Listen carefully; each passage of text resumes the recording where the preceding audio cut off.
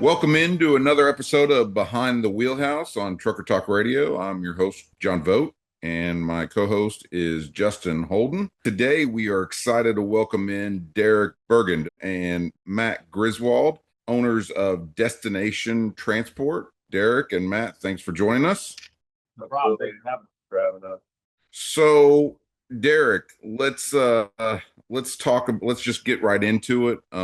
You own a extremely successful brokerage. You guys are kind of like everything to everybody, all modes of transportation. You guys take care of for your customer base. But let's start from the beginning. How'd you get into logistics? How'd you get into trucking? I know you mentioned you owned some trucks previously. How'd you get into that? And what's kept you in this crazy industry? Yeah, no, it like you said, we're all things to everyone at this point, but it definitely didn't start that way. You know, I got into trucking and logistics straight out of college. I had a buddy that was working at a brokerage local here, Access America Transport, and I don't have a family background in trucking or a family. Actually, my father-in-law, he's been selling freight for his whole life, which I didn't know at the time when this all started, but Oh, wow. that's a story for a different day. He's working at a competitor of ours right now. Oh, is he really? Okay. Yeah. So I have some family members at some competitors, old competitors of mine, so I know family how that goes. gatherings and Yeah. things like that are kind of fun to change stories. He's an outside salesman, but yeah, right outside of college, I started working at Access America and got into the logistics brokerage 3PL side of things, and I found great success pretty quickly there. I mean, obviously there were some bumps in the road when everyone starts a brokerage. It's a little bit intimidating, making calls to customers or prospects that get calls from other brokers, almost by the minute, as it seems like at that, this day and age. But yeah, I worked there for a couple of years, and they went through a couple buyouts. Okay. They were purchased by Coyote and then UPS, and then RXO was in the mix there. But yeah, during those buyouts, I was presented with an opportunity that at the time it seemed almost too good to be true. Matt Griswold here, him and his father were working in the opposite side of things. They were working a business that buys and sells different kinds of food product, and they had a need for truckload and less than truckload services, and they subsequently were using Coyote Logistics. Not through me, but through a different broker at the company. And through my college years, you network and make friends. And then, ironically, one of the best friends I made in college was one of my biggest enemies in high school. He lived across the river from me. I grew up in Champlin. He grew up in Anoka. We met, and there was some bad blood there for sports reasons, right? But yeah, once we go to college, that all goes away because now we're one team, right? Right. Team fun, right? And where'd you go to college? St. Cloud State University. Okay. Central. Oh Minnesota. yeah, you guys are in Minnesota, so it's not you're not experiencing the same warm weather I'm experiencing down here, huh? No. You guys got snow on the ground? Not yet. It's coming. It's supposed to be like today or tomorrow. Okay. All right. Wow. Doing a hockey rink in my backyard, and I was like, today might be the day I got to put the water down. Yeah. Y'all can have that. Y'all can keep all the snow up here y'all want. So Matt, how did you get into transportation? I mean, you were in on the shipper side? Yeah. So like Derek was saying, I mean, really, I didn't have a family background in trucking or anything like that. But my dad owns, effectively a food brokerage company. And so I was working for him doing his trade. So I was on the customer side. Derek obviously working for Coyote, being on the transportation side. And we kind of just really actually sounds like it sounds like a marriage made in heaven. Yeah, basically, So it was effectively, I had always had the problem, same experience that a lot of shippers have, which was brokers quoting us freight, but then Friday afternoon, Thursday afternoon, loads don't pick up. And now I have a pissed off buyer or seller on that flip side, right? So we kind of just, had a meeting of the minds. I played Little League football with Ryan Watford, who's also one of our partners. And his dad and then my dad still did the coat drive for Anoka during this time of year for one of the kids' homeless shelters in Oka. And, Mr. Washburn stopped by. We were talking about trying to start a business. And he said that Ryan, again, one of our other partners now, was working in his basement doing what Derek was doing just for another, for an agent-based platform. So we brought Ryan in, and Ryan brought Derek and our final partner, Matt Winstead, in. And that was late 2014. And, December, I basically got our insurance, our authority set up, and we opened our doors April 1st of 2015. And it was the four of us, and then my dad, in probably an office the size of this room with four corners and the desks. Just that's right. It's awesome. That's awesome. Yeah. And that's kind of how it started. And then our real, kind of like we were discussing before, our actual competitive advantage was not some super, I wasn't a tech guy at all.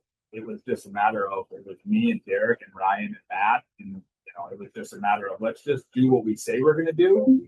And let's just treat our customers' freight just like we would treat our own freight and see what happens. Right? We can't be that. It can't be that hard. Right? What a simple concept for it to work. Simple concept. Yeah. And so that's awesome. Just one success kind of led to another. That's just it's grown into this big machine now. But that's kind of how it was early on. Awesome. And ironically enough, that relationship I built at St. Cloud, the network, St. Cloud State, was Ryan Washburn. So that's how I got brought into the mix. He played football with Ryan when he was younger, and I knew him through drinking buddies at St. Cloud State. Yeah. Hey, we're going to start a business. Do you want to come aboard? And I said, absolutely. That's the best, to do that over beers. That's exactly. the best. Exactly. Success of business oftentimes happens at a bar somewhere. It does. You're right. Exactly. The idea of do. Yeah. Exactly. Well, I would like to ask you both this. I'm from a multi-generational entrepreneurial family. Would like to know what big influences in your family, the people that shaped you with your leadership skills, your work ethic to get you out to this point. Yeah, I mean, for me personally, like I kind of said, like my dad owned the food brokerage company that I worked for, right? So, and it was just him, one of his business partners, and then a gal that helped them with their invoicing, APAR, inventory and all that. So just the three of them. What's this big conglomerate? It wasn't 10, 20 people, it was the three of them. So, when he started that business, I was relatively young in sixth grade, something like that. So I kind of grew up in that entrepreneurial household, right, with that exposure. Yep. And I remember when I was, in high school, going and helping him load containers that he was selling over to, Notes to Beers and going to Portugal and stuff like that. So that was kind of, I was helping him with his business on like the manual labor side. So as just a young kid, but so I always knew I kind of wanted to get into that style of business, right? That I want to own my own business. I didn't know what it was at the time. Obviously, right. I would have, if somebody would have said, hey, you'll own a freight brokerage company in 2025, I'd be like, a what? What is that? I don't know what that is, Right. But I think that's how a lot of entrepreneurial mindsets really start. It's just a matter of you go to work for yourself somehow, some way, That's but right. you just have a way of kind of figuring it out. You've got to bootstrap the hell out of it. We did all of our own invoicing, and we were working 12, 14-hour days. Right. Yeah, remember those days. Yep. So yeah, and that's just what it took. But it was never really a question in our mind of how we were going to do it. It was just a matter of getting it done. That's how it was for me. I kind of grew up with that, so it was just a matter of which direction, where the path was going to lead. As long as we stay on the path, it'll work out. Yeah. And Derek, what was it like for you? I mean, you came from the corporate side, sounds like, from, Coyote, and, really a lot of people have problems making that jump. That's just, they see the opportunity there, but it's like the risk is just too great. How did you make the decision to make that jump? And do you come from a family of entrepreneurs? I don't want to say that no one in my family is not an entrepreneur. Everyone's an entrepreneur in their own way. Right. I took guidance from a lot of different people growing up. I'd say the biggest being my father. he actually, it's 1 month from today, he passed away. He, Oh, I'm sorry to hear Oh, that. sorry to passed hear that. October 25th, and he taught me a lot, just by his actions and the way he did things. He was a provider. He was an engineer, right? So he Hmm. built things, right? And he did things he always said to do things once and do it the right way. Right. Yep. Don't take shortcuts, and that's instilled into me today. And it kind of it leads into how we train our brokers, and what we expect from our employees is kind of like Matt said, when we say we're going to do something, we're going to do it. And that was our motto when we started in 2015, and it still is today.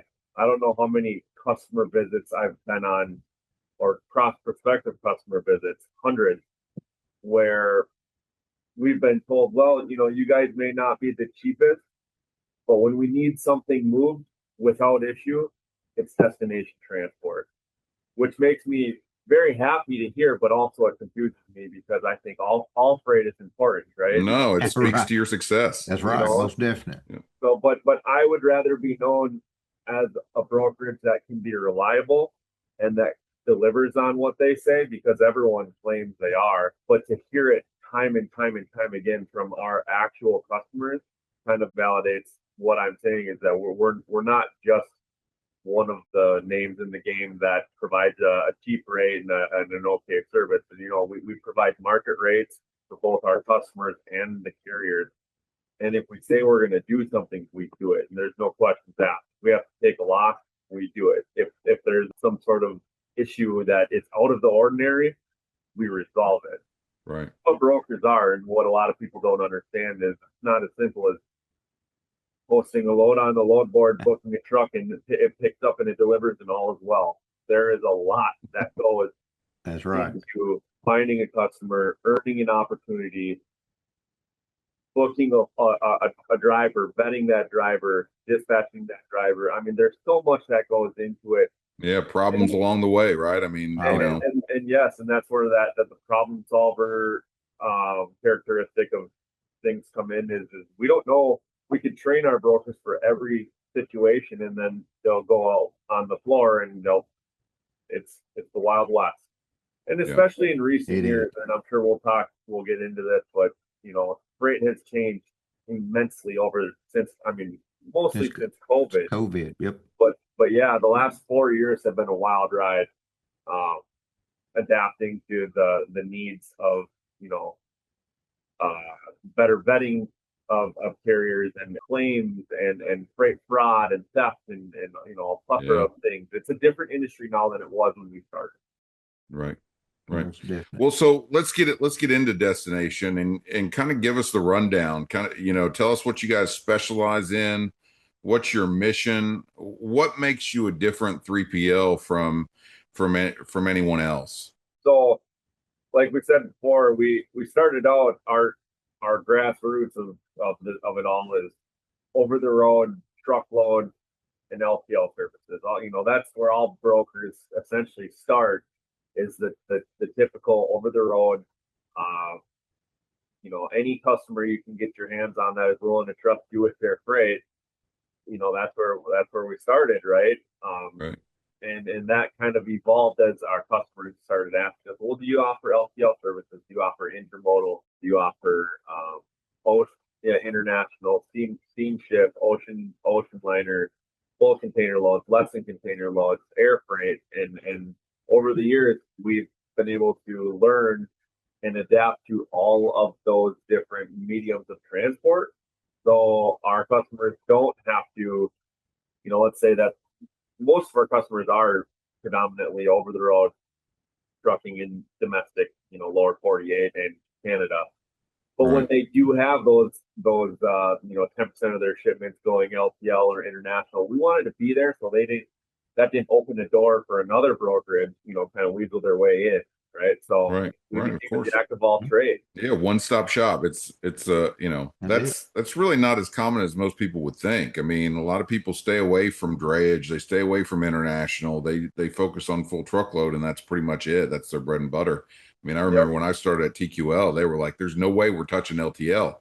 And we Right. lost our way in the door to potential A lot. customers because we couldn't deliver on LTL. Speaking of LTL, I come from a background of LTL. That's kind of where I cut my teeth when I first got into the business.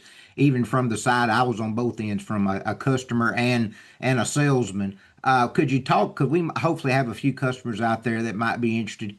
Because as y'all just said, a lot of carriers or brokers don't 3PLs don't really get into that because you don't make a lot of money per transaction. It's about the volume that you get with customers. Could you speak a little bit on the like the process that you have? Your I assume you have a back office where carriers can or customers can go in and put their loads in and see a group. Could you speak on that just a little bit for us?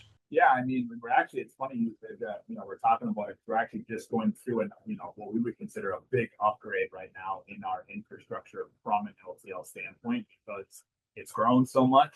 Because our customers, like Derek was talking about earlier, right? Like our customers would rather use us than let someone else in the door and have to use another broker to get everything done for themselves, right? So we're actually upgrading our LTL software and system to be a much more competitive, faster, nicer, prettier, aesthetically pleasing, and just ease of use, Right. From a front office and a back office standpoint, just because we've had a lot more volume coming through the door from an LPL standpoint. And it's got to the point where it's like, okay, the restrictions we had on our current system are now affecting how much business we're going to be able to do going forward because of these little things. Well, these little minor details, as I'm sure you'll know, in LTL can make a massive, massive difference. It's the margins are so compressed. It's all about even more so volume. But I think a lot of it too, kind of with LTL specifically, it ties into the control factor, right? Like with LTL, you don't have as much control. The rate's the rate. Right. They're going to pick up when they want. They're going to deliver what they want.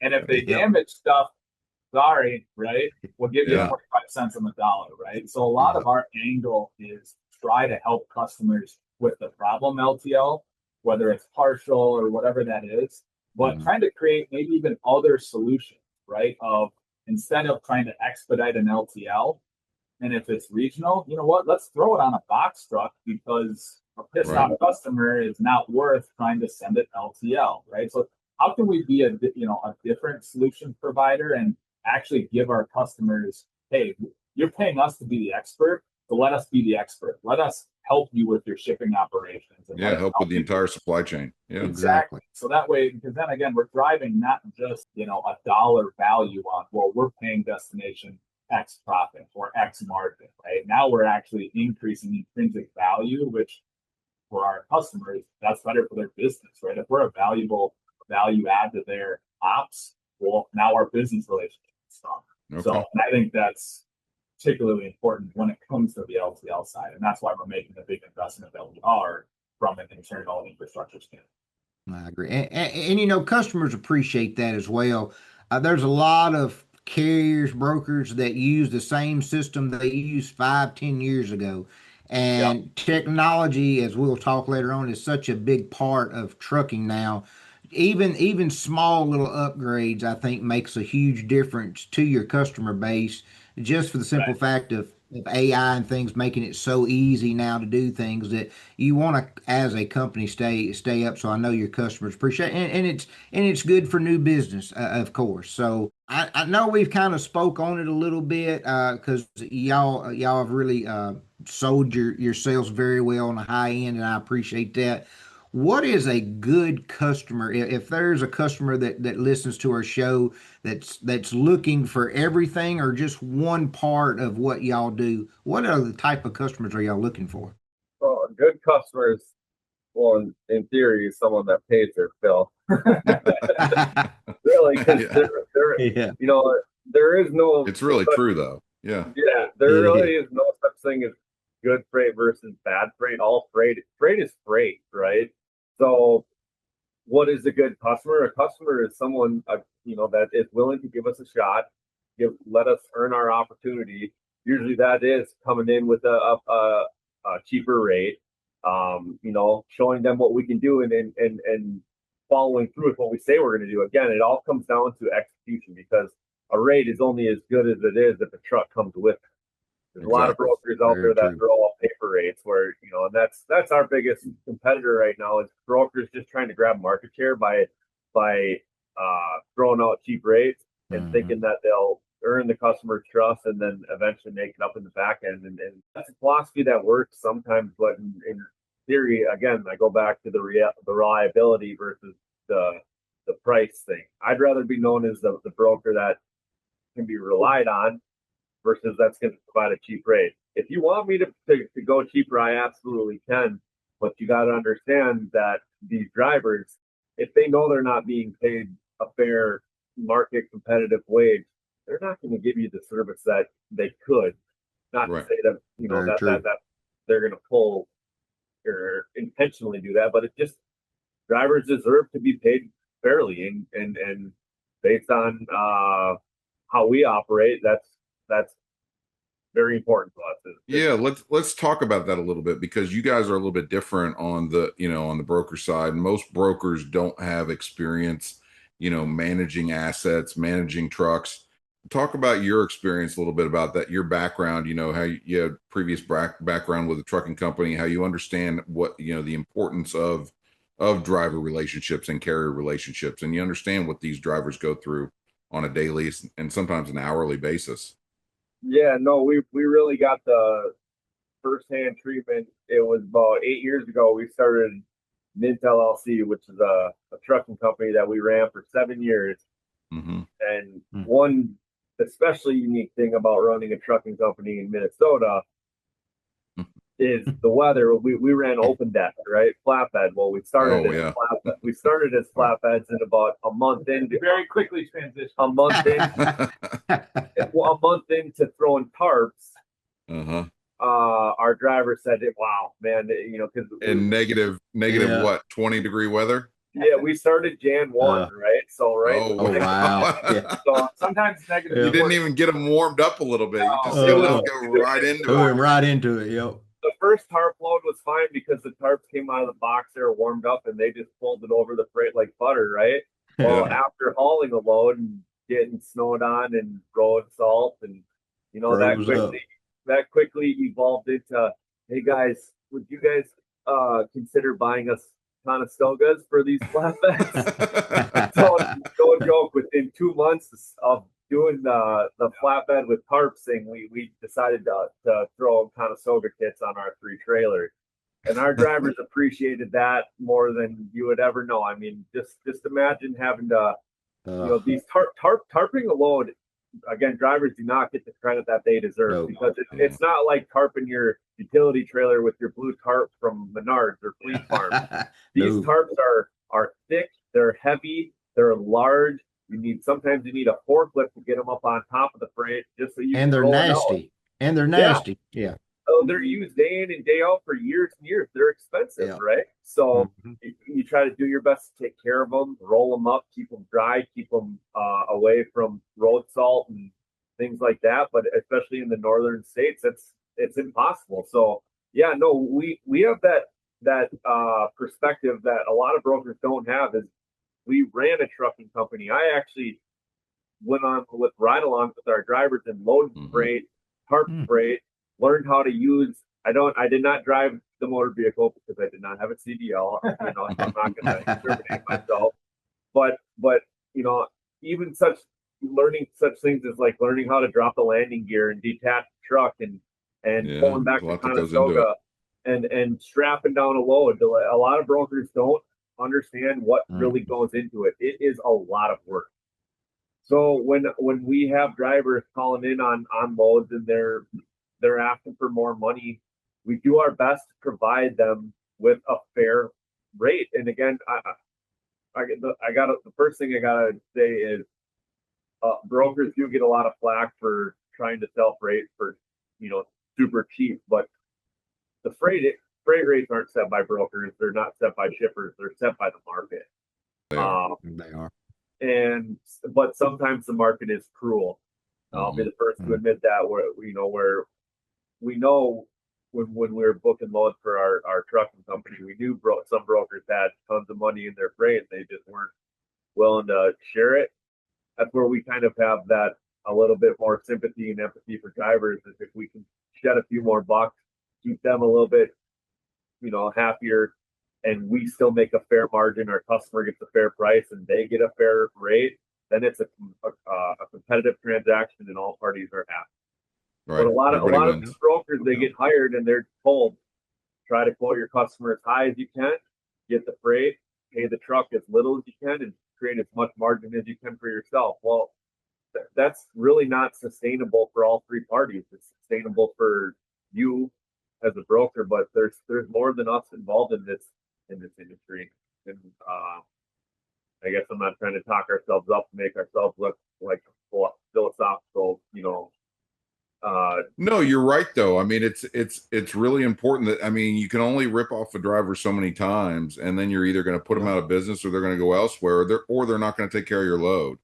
If they know they're getting ripped off, if they're stuck in an area where they know they can't get out of, and they're getting cheap money and they can barely pay the fuel with that money, it causes a lot of problems. And it's why I think so many drivers, we talked about this earlier, right? I mean, drivers haven't seen a raise really ever.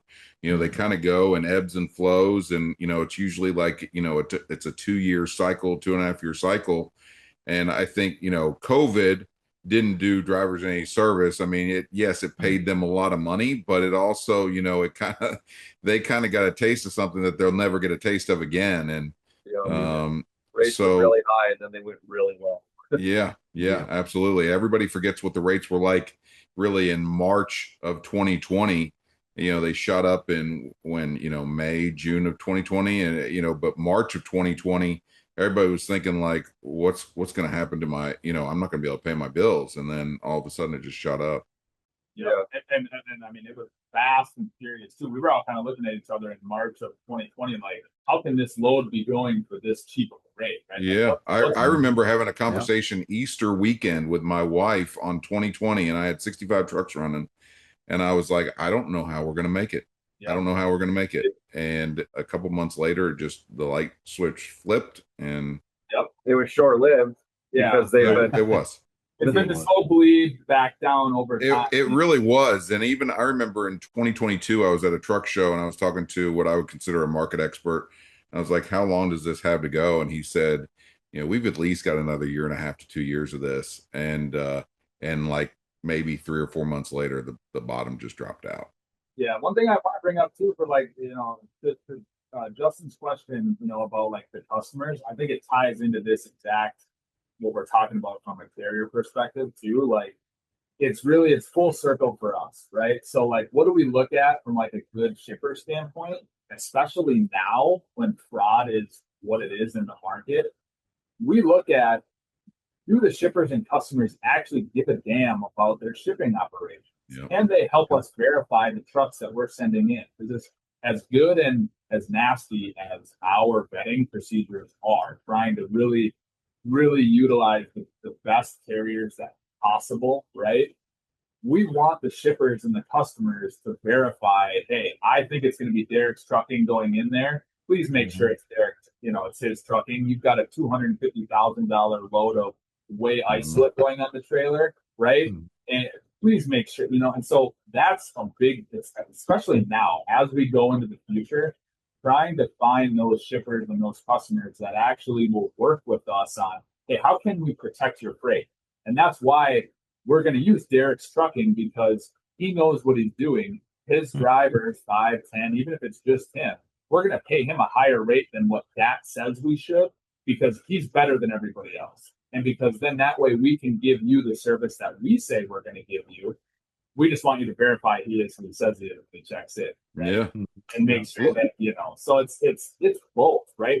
We try to work with, again, our target market of customers is not Costco, Best Buy, Target, Walmart, hard pass, right? We want to work with all of the other mid-tier companies that are still trying to grow. They're still trying to, have their hands in the cookie jar, as it were, in terms of their businesses overall. But the same thing on the carrier side, right? We want to overpay and make sure that our carriers are not just getting scraping by. So that way we can continue to use those guys, and they're going to take freight from us before they go take freight from TPL, or before they go take freight or loads from CH Robinson, right? Because they know that we pay in under the market 41 days or whatever it is. I think our average days to pay as of like 2 months ago was like 26 or 27 days, right?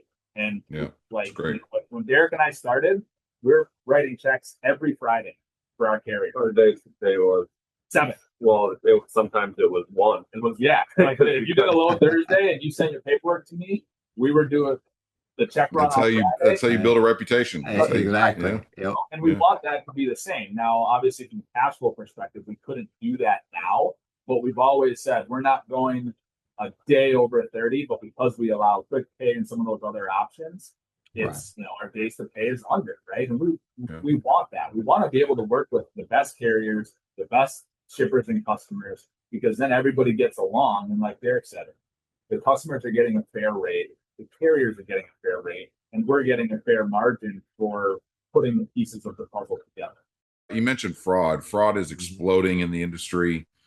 Stolen loads, identity theft, double brokering, triple brokering in some cases. How big of a problem is this from where you sit, guys? It's 100x what it was when we started. It's the biggest problem right now, far enough, and it is not even. I mean, self-driving trucks, please. It's not even fraud. On our radar. No, it's fraud. 100% right now. Especially with different, we're very, very tied into, the top 10 most stolen goods, commodities. We're always monitoring those things. We've made probably 4 major changes to our carrier vetting procedures just this year alone. We went 9 years. We just celebrated obviously our 10th year in April of 25. We went, I think, 8.5 years without having a load stolen, and we've had multiple loads stolen this year. Right. Wow. And that's just, it's not because our procedures were bad. It's because the fraud had just expanded so much, and we was like, all right, it's time to tighten up the drawstrings and make sure that, hey, when I say it's Derek's trucking going in for a high value load, I want pictures, I want VIN number, I want driver's license picture, make sure he is who he says he is, and that's just to make sure that we're, again, protecting the customer rate. But it's only going to continue to get worse, guys. It's not going to get any better, right? It always has to get worse before it gets better. It's just a matter of, where is that bottom?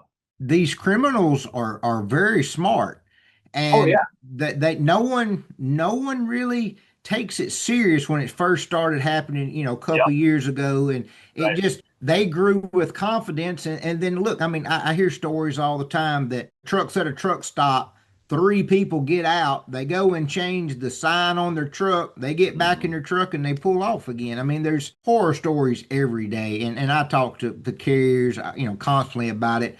I like to hear that y'all have some verifications, because in my opinion, especially on the brokerage side, I've never seen much carrier vetting. It's basically you look them up. Will they, everything look good, just enough. Boom, they take the truck, and then you cross your fingers and hope. Could you elaborate a little bit more on what y'all do, verification?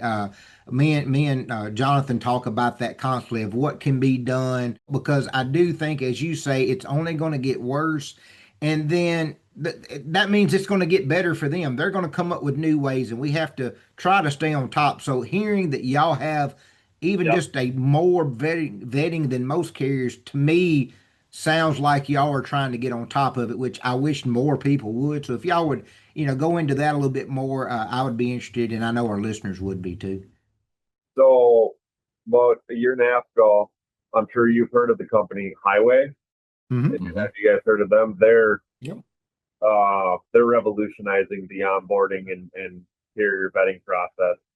Like you said, you used to be able to look at a carrier from the very surface level and get a pretty good idea as to what kind of carrier they were. Well, now anyone on the surface can look any way they want to look. but somehow that they aren't who they are. Chameleon carriers, they're even their trucks having the one magnet on for pickup, and then as soon as they're on the highway, they swap it to another one, or So we've partnered with Highway, and there's a lot of things that they do that every broker has uh their settings as to what they allow, a little bit different than others, right? So and Highway has their own intellectual piece of how they go about things, but every carrier that we book has 6 months of clear operating authority. They have to have a clear physical and digital footprint in the United States. We caught on to the trend that if a carrier doesn't have any dispatchers or any real digital footprint in stateside in the U.S., they're usually not up to any good, right? And Highway has that capability of seeing where their IP is pinging from. If they're booking load from Atlanta, Georgia, or if they're in Armenia, Serbia, wherever. So there are different criteria that we use where, your company has to be stateside to be able to haul for us. And then going into the customer side of things, we provide company names, right? Company names, USDOTs, MCs, and we let our customers know if any label or decal looks non-permanent, please do not load that truck. Right. Because there's a reason why it doesn't look very permanent, because they are what we call chameleon carriers. They become who they want to be whenever they want to be that specific carrier, right? So I think probably one of the biggest things, Justin, again, to your question, that we did early this year was phone calls, right? So like I could install an app on my phone right now and make it look like you two are calling each other, right? I can make my phone number look like, Justin's phone number, right? And I can call Darren, right? So what we implemented was a very simple process of we're no longer accepting that if a call comes in and matches a phone number on, Highway or any one of our vetting tools, that's not good enough.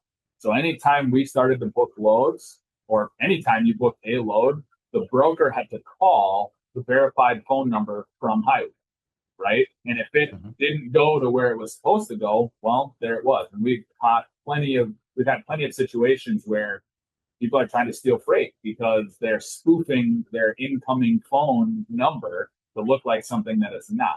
So that was one of the biggest pieces that we did just this year, where you start getting a lot of these double brokers and a lot of these triple brokers, and someone who just bought an MC who's pretending to be carrier A, but really it's carrier B's assets, And so we train our brokers on, hey, be smart. When that guy says you can't use MCA, and he says, well, try this MC, ask him how many other MCs he has, right? Find out. Yeah. We're going to put every single one of them on DNU. It used to be where or trucking companies would own multiple MCs because they had a port safety rating on one. Yeah. Right. So they book a load under one authority, but they wanted to haul under the other authority. Now that's not the case. Now they carry multiple authorities, so they can book under one and then disappear with the other one and not care if that one goes up to small. So there's no secret. Justin and I are associated with a company called Ready App, mainly focused on onboarding for drivers and hiring drivers, simplifying the onboarding process and really focusing on the driver profile, not just an application process. But some of the things we've been talking about in some of our board meetings is about the importance that when it comes to fraud and working with brokers that we've talked to, it's more driver verification. There are carrier verification solutions, but we are talking about coming up with a driver verification solution. So you actually get to see that individual driver. You actually get to verify that driver before he takes the load. How important do you think something like that is? I mean, we focus on carriers, but the drivers are the ones who we need to look at and verify. And not only, and then even taking it a step further, having scoring systems where these drivers are scored and reviewed individually. Because coming at it from the carrier side of things, sometimes you have one driver who takes advantage and screws it up for everyone else, and then he goes on. He's just on to the next carrier, and then on to the next carrier, and then you're left with carrier A, who's just sitting there like, now I can't load with anybody. And driver verification is something I think really important. Yeah, it's a big problem because you like exactly to your point. You might have one scam artist, right, who's working for carrier A. He steals a load and he's in cahoots with whoever, right? They swap trailers, load's gone. Well, if they fire that driver, who cares, right? The carrier Right. is the one that's on the hook for it. That guy goes and applies for another carrier across town or whatever the situation is. And because the driver shortage is as bad as it is, everybody, they just do a surface level check. Hey, do you have a CDL? Do you blah, blah, blah, blah, blah. Well, now all of a sudden that guy's with another carrier, right? A month down the road, 2 months down the road, and he steals another load, right? Or he, we've had situations where they appear very fishy of it looks like it's an inside job, right? Where they got by our vetting procedures. They were able to accept the rate con in a secure way. And lo and behold, there's this double broker problem. It's like, well, how is that possible, right? How is it? Oh, it's only possible because someone at their company is feeding the information from the inside to someone else who then is going and stealing, right? Or picking up the load or double brokering, right? So it's, to your point, right? It's how can you verify the drivers and give them scores of, you know what? It's not a coincidence that this guy has worked for 4 or 5 or 3 different companies the last few months, right? That something's up, right? Something's wrong there in that picture, right? And it's not necessarily who he's working for, right? It's him or it's that particular driver. You can vet the carrier, the trucking company as a whole, as intensely as you want. But if there's a bad actor in there, they can sink the whole ship for for that Most trucking definitely. company. And it's horrible because these brokers, they can't take those risks. If there's a bad actor working at a trucking company and they end up doing something that smears the name of that trucking company, well, you can't blame that broker for not wanting to not work with that carrier anymore because they can't take that risk. So Right. so your question is how is important, or is it important, or how important is it to vet to the driver level? It's incredibly important. It's honestly not really doable. I haven't seen anything yet that gives us that capability. That does it really very well. Yeah, Or even allows the opportunity. But I think that's really pressing to Derek's point right now because of the optics and to the politicization of the non-CDL drivers, right? There have been a few accidents in the news Yeah. and everybody's throwing up their hands like this is a Yep. brand new Yeah. thing. Like who Never hired happened. that? Who Yeah. hired that driver? And Exactly. and how did that driver get through the Get to process? Was that he, point. what was he Yes. using and why was he not verified? And from the broker level, okay, you approved this carrier, they've got a good safety rating, but did you look at the driver? Yeah. And it's super hard because again, it's a matter of right now, how are we going into 2026? As of right now, I mean, we're getting emails from some of our bigger carriers like, yeah, we don't know what to do. So we just had to cut 10, 20, 30% of our driver, like regional driver force because of this non-domiciled, immigrants yell, right? And so we're in Minnesota. I would Yeah. encourage you guys to go look up the numbers on how many non-domiciled. It's like 600,000 drivers, I think, isn't it? Yeah, but right. That's crazy. So just from us, from our state, look at how many of CDLs were issued in 2024 and 2025. And look at the prior years, 2021 through 2023. Wow, I that's saw a scary. graphic, I believe it was from a highway presentation, where it was like 1,500 in 2021 that were issued, like 2 or 3,000 in 22, 4,000 in 23, and then it went to 47,000 last year. And it's like, you mean to tell me you vetted all 47,000 Yeah. of those That's- people? No It's like, way. hey, Wow. so then again, to your point, right? How does that person, who got approved from California for a driver's license? I don't know. Did you guys ever see the screenshot of the no-name one from New York? Yep. I did. Yeah. Yep. Right? Like you literally Like, how did that not get caught? Yeah. and how, right? And so then you Well, like, it's how did it just get like approved? I'm right. sure it was caught, but who let that guy through? Who let it through, Yep. right? And how do you then Exactly. fix those things going forward? So that way, Right. literally someone who doesn't put a name down can get the CDL and he's driving an 80,000-pound missile at 70 miles an hour down the road and he can't recognize road signs, right? It seems like a pretty easy thing to do, but Right. it's, and the laws are already there. It's just how do we enforce it? How do we fix the broken system?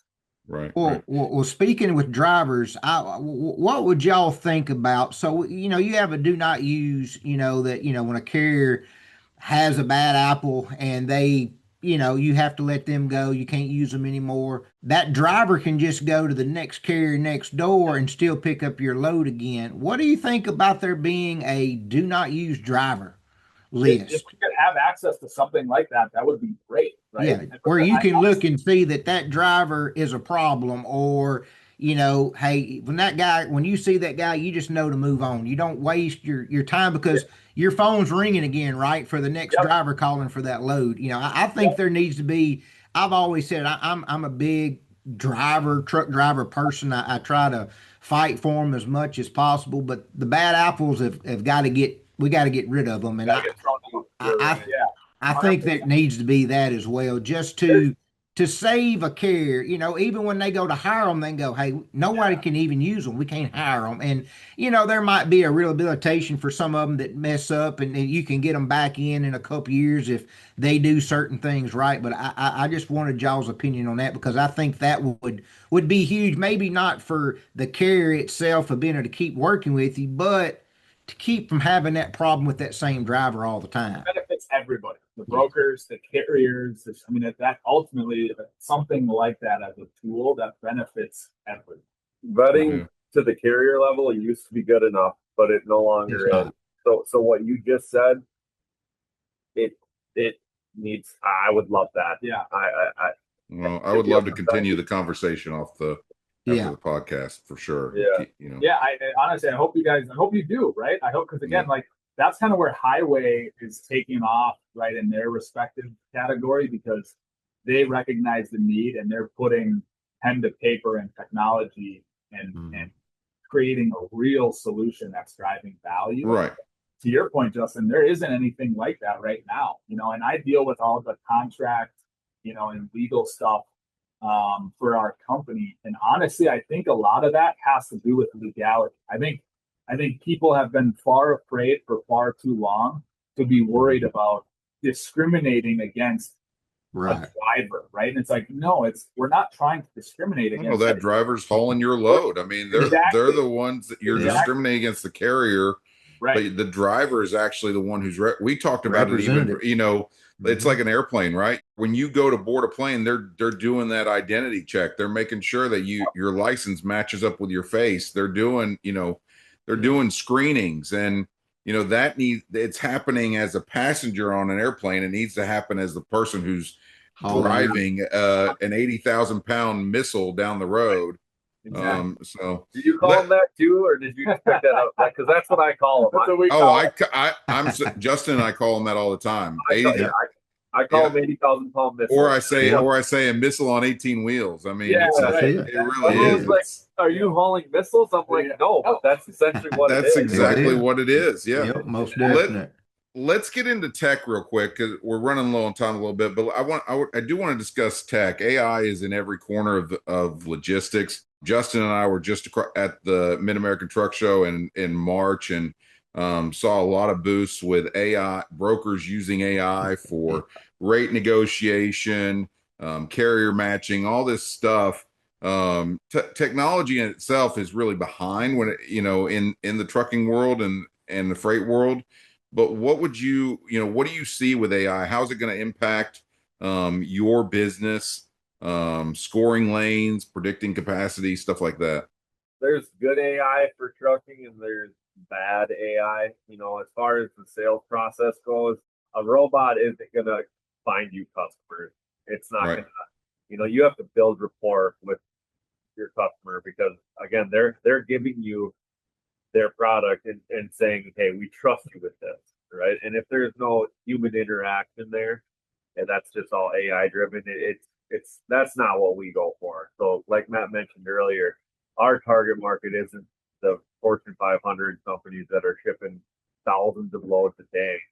We're a small to mid-sized company provider, and that would be anywhere from a million to a few billion, which is a very broad thing, but um, AI in the selling process, it helps keep things organized, but as far as like the sales process, there's nothing better or nothing that's going to get you and earn you an opportunity more than you actually getting a hold of someone on the phone and having a genuine conversation.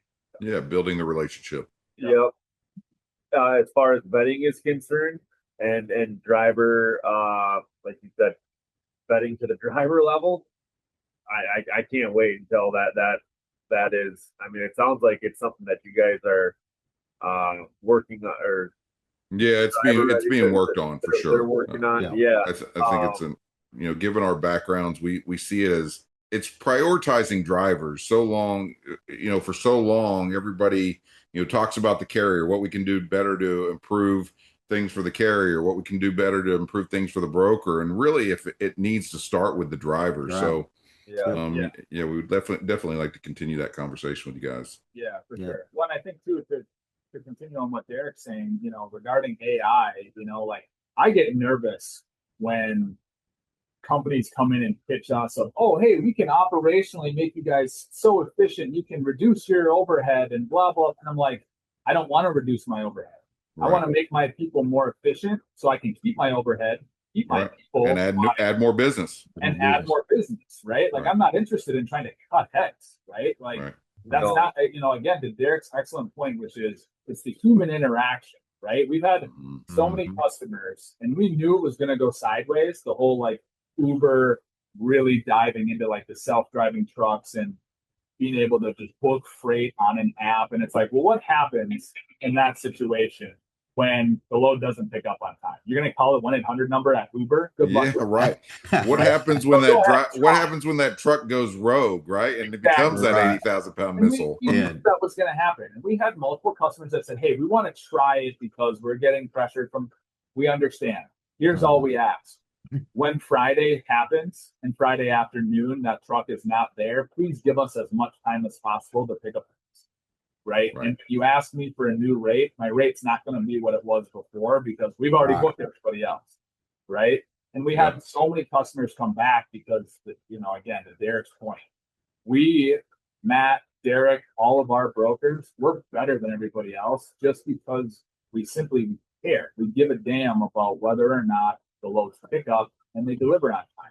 There's not an AI platform on planet that I know of as of right now or that I foresee in the future that will care as much as I will or Derek will. So I'll just, again, I know you said it, we're running short on time, but here's Destination's pitch, okay? There are brokers out there that are departmentalized, and most of them are. There's a salesperson who will earn an opportunity. They'll hand that loan or opportunity off to an operations rep who will put it into a system, who will then communicate with the brokerage team who books the truck, who will then hand that truck dispatch info off to a tracking, right? So there's 1, 2, 3, 4 levels of communication there. What happens when, customer needs an update, truck's not there, I'm going to call my salesman who will get in touch with his ops team, who will then get in touch with either the brokerage or tracking team, and then they'll play telephone all the way back up, and that information is well, it's not happening quickly, number one, and number two, how accurate is it? Destination, we run everything as a cradle-to-grave operation where our brokers are doing their own sales. They're prospecting their own customers, talking to the customers. They're doing all their own operations, entering everything into our own TMS, booking the drivers, talking to the drivers, and that's key. We do not do any transaction strictly over email because, well, loads go missing. Yes, you have to talk to someone, and if you have a gut feeling that something's off, more than likely it's off. Yeah. So we teach our brokers, if you're booking a load, even if you got in touch with that carrier via email, you are getting them on the phone and you are speaking to them, and because you got to go with your gut, and if something's doesn't sound right, then let them go because there's someone else that will take that load, right? And as far as the customer goes, there's one point of contact, right? If it's Thanksgiving Day and they need an update, call your broker's cell phone. We give all of our brokers cell phones. kind of an excuse for like, hey, pay for your phone, you got to just pick it up now, which we're not asking them to answer at 2 I a.m. can't tell you how many, and when I was in my broker days, I can't, and I've got so many friends in the industry who say they've gotten some of their biggest accounts, and it's not just because it's Thanksgiving time of year, but it's on Thanksgiving Day, just because Picking the that fact that phone. they answer the phone the Yep. night of the night before Thanksgiving or the Friday after Thanksgiving. They answer the phone and they establish or keep building that relationship. And it's Yep. just, that's so huge. And it just speaks volumes of like what you guys are doing Yes. and really focused on the relationship. It's all about answering the phone. From my early days in brokerage. That's the one thing I was taught was answer the phone and respond and Yep. communicate. When you fail to communicate, you lose. You We're, lose. That's we're, right. we're not the broker that's trying to automate people out of jobs, right? We're Right. trying to keep as many people as employed as possible, giving them an opportunity to provide for their families, to build their own book of business, Mhm. and giving drivers opportunities. We put a lot of trust in our brokers as well, though, and then we train them and prepare them. But like we said earlier, we can only teach them, prepare them for so much, and they're going to run into something new every day. It's pretty crazy the things that we run into on a day-to-day basis on a brokerage floor. But yeah, there's just nothing more important in our philosophy than that human interaction. You bringing in a customer and you keep staying in touch with that customer, good or bad news, they're going to hear about it. Eventually, they're going to figure it out anyway. So you might as well get in front of it. Well, looking ahead, what is the outlook for y'all for the next 2 years? Yep. So we are implementing a new LTL software where the Hmm. customer facing side of it, where, because any customer can say, hey, I need a pallet moved. Here are the details. Give me a rate and I'll let you know to book it. We're, you know, we're building a better platform where a customer can go in and enter a zip to zip, the dims and weight of anything, and it'll give them a bunch of different options where they can book freight themselves, print pallet labels, print bill of lading. That's one step we're taking is building and solidifying our LTL presence because um, there is LTL is massive, It right? is. And I mean, prior to this year, I'd say we were 99% truckload, and that's slowly going to come. It won't ever get to 50-50, but LTL is a big market that we just haven't tapped into. It was more of a value add, Right. but now it's one of our core competencies. And then as far as growing relationships, we have multiple partners that we work with for rail, so intermodal, grain shipments, container shipments, international shipments, warehousing. We've actually talked about, and maybe my other business partners probably are like, don't say this, but we're thinking about even buying a warehouse and getting into warehousing ourselves just because there's such a huge need for it Mhm. in the greater Minneapolis area here. So again, just keep diversifying. And you said it, John, being everything to somebody, right? Not just being one solution. We want to be an all around one stop shop Right. for our target market. That is our goal. And we're on the path of being that, and we're just want to keep building that foundation so our customers don't need to go elsewhere. They can get everything with us, through us, and feel comfortable about it. Awesome. Well, before we close out, one thing I want to ask is, Gen Z, I guess is what you call them. People, young folks that are in, sales positions. They may be in logistics. They may be looking towards logistics. One thing that I'm really impressed with, and this is how I was brought up in the industry, is selling everything cradle to, or doing everything cradle to grave. And what would you say to those people who are struggling or just getting into their sales role or into logistics and really doing what it takes to build the success that some of your guys, probably a lot of your guys, have there in the office? Yeah, I mean, I would honestly just tell them find a place. There's nothing worse than working for a company that you feel like doesn't care about you, or working in an industry that you're struggling at, you're not, again, but if, I think it's all, I mean, for our industry, it's effort, right? We don't need, I would prefer to have someone that is a hard worker versus the college graduate that got straight A's, that has their master's degree, that's a rocket scientist, right? I like, Derek and I live literally right behind each other, and we're in a new home development. Every summer when we get the 20, 30 kids, the sales guys door knocking for different types of insect services and pest control. And I'm not talking to them about my pest control. I'm trying to recruit those guys. Yeah. Right? Because, yeah. hey, it's door hard. knocking ain't easy. It's not easy. And if you can, I'm particularly looking for the guys and gals that have done it 2 years in a row. If you went back to do it a second year after doing it the first year, I'm super interested. You know what I mean? Right. Right.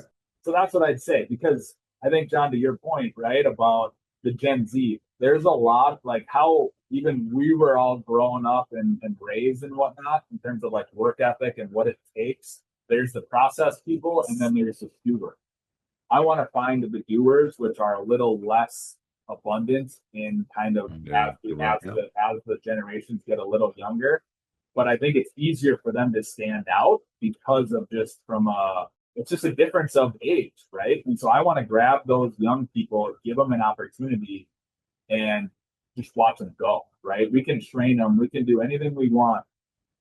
And so if you're struggling, if you're a young person and you like sales, you like the idea of eating what you kill, right? Making commissions and working hard for yourself, go to Destination Transport's website, go apply. Well, that's what I was going to ask now. You did it. Yeah. So roll right into it. It doesn't, again, we want to create a culture where people enjoy coming to work, right? Yeah. It's not just another job. We want it to be a career. We spend more time with each other than we do with our own families, in some cases, so yeah, you're right.